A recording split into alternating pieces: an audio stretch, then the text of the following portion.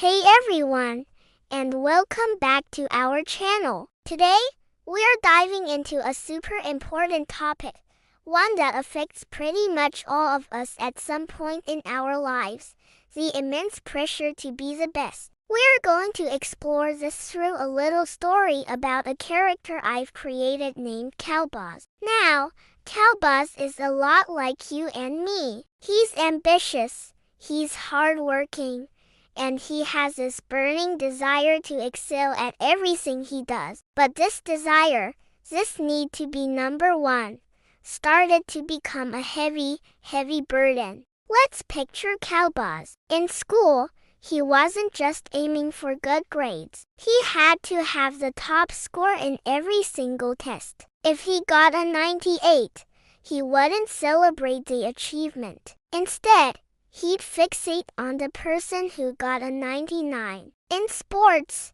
it was the same story. He'd practice for hours, pushing his body to the limit, not for the love of the game, but to be the star player, the one everyone looked up to. If his team won but he didn't score the winning goal, it felt like a personal failure. This mindset followed him into his hobbies and even his social life. He tried to learn the guitar, not because he loved music, but because he wanted to be the one who could play the most complex solos. He felt like he had to tell the funniest jokes, have the most interesting stories, and be the center of attention in every conversation. He was constantly comparing himself to others, and his self-worth became entirely dependent on being better than everyone around him. Can anyone relate to this feeling? It's exhausting, right?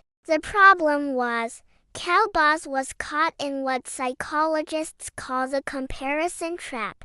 He was living his life on a never-ending treadmill, always chasing an impossible standard. The moment he'd achieve something, the goalpost would move. He'd look around and see someone else who seemed more successful, more talented, or more popular. This constant comparison was stealing his joy. The activities he once loved started to feel like chores, like battlegrounds where he had to constantly prove himself. He was stressed out, anxious, and deeply unhappy. He started avoiding new things because the fear of not being instantly the best was paralyzing. He lost touch with the simple pleasure of learning, growing, and just doing things for the fun of it. His world, which should have been full of opportunities and joy, had shrunk into a narrow, stressful race to the top. One day,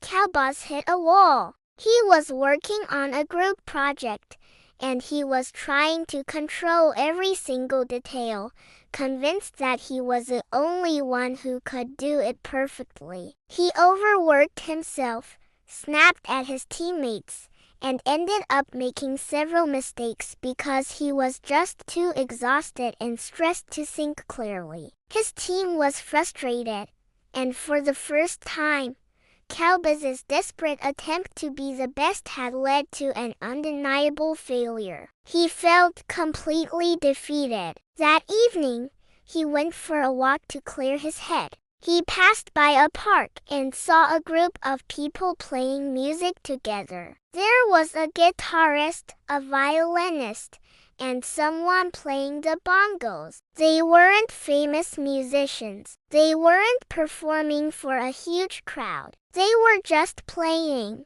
and they were laughing. One of them would mess up a note, and they'd all just chuckle and start again. They weren't competing. They were connecting. They were sharing a moment of pure, unadulterated joy. There was no best player there. There was just a group of people enjoying the process of creating something together. Watching them, something clicked for Qalbaz. A profound realization washed over him. He had been so focused on the destination being the best that he had completely missed the beauty of the journey. He realized that his relentless pursuit of perfection wasn't making him better. It was making him miserable. It was isolating him from others and preventing him from truly enjoying his own life. He saw that the people in the park found happiness not in outshining one another, but in harmonizing with one another. This was Qalbaz's turning point. He made a conscious decision to change his mindset. It wasn't easy, of course. The habit of comparison is a hard one to break. But he started small. The next time he took a test,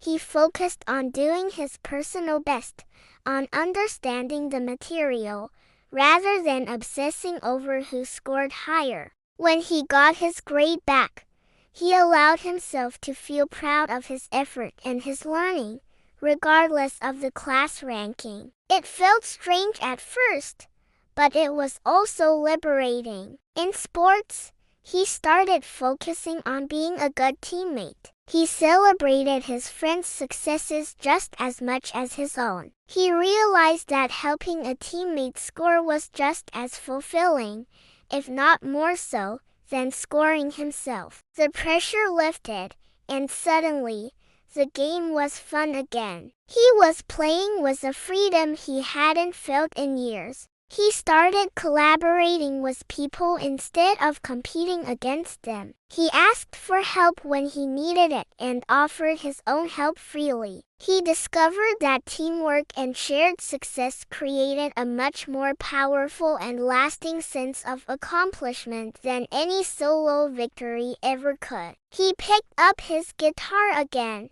but this time, was a new purpose. He wasn't trying to shred like a rock god. He was just playing. He played the simple chords he knew, and he sang along, even if his voice wasn't perfect. He played because it felt good. He played for himself. He started learning new things not to be the best at them, but simply for the joy of discovery and the satisfaction of personal growth. He tried painting, and his first few canvases were, honestly, not great. But he laughed about it. He shared his happy little accidents with his friends. He was enjoying the process of learning, of being a beginner. He was embracing imperfection. This is a core lesson Qalbaz learned.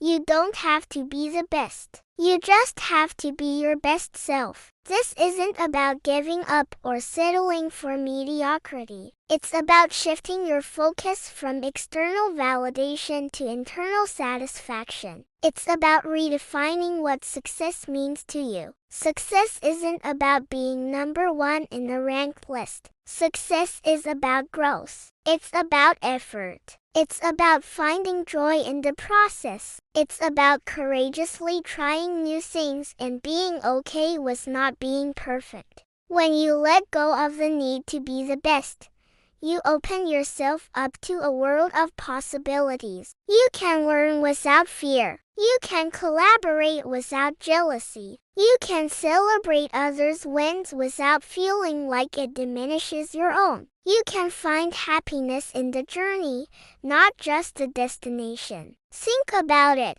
The world is not a competition. It's a massive, beautiful, collaborative project. We all have unique skills and talents to contribute. Someone else's light shining brightly doesn't dim your own. In fact, when we all shine together, the world becomes a much brighter place. So, I want to challenge you today. If you feel like Qalbaz, stuck on that treadmill of comparison, take a step back. Ask yourself, what am I doing for the joy of it? Find one thing this week that you can do without any pressure of being the best. Maybe it's doodling in a notebook, trying a new recipe and not caring if it looks like the picture, or singing loudly in your car. Focus on the feeling, the process, the fun. Celebrate your own progress, no matter how small. Be proud of your effort. Remember,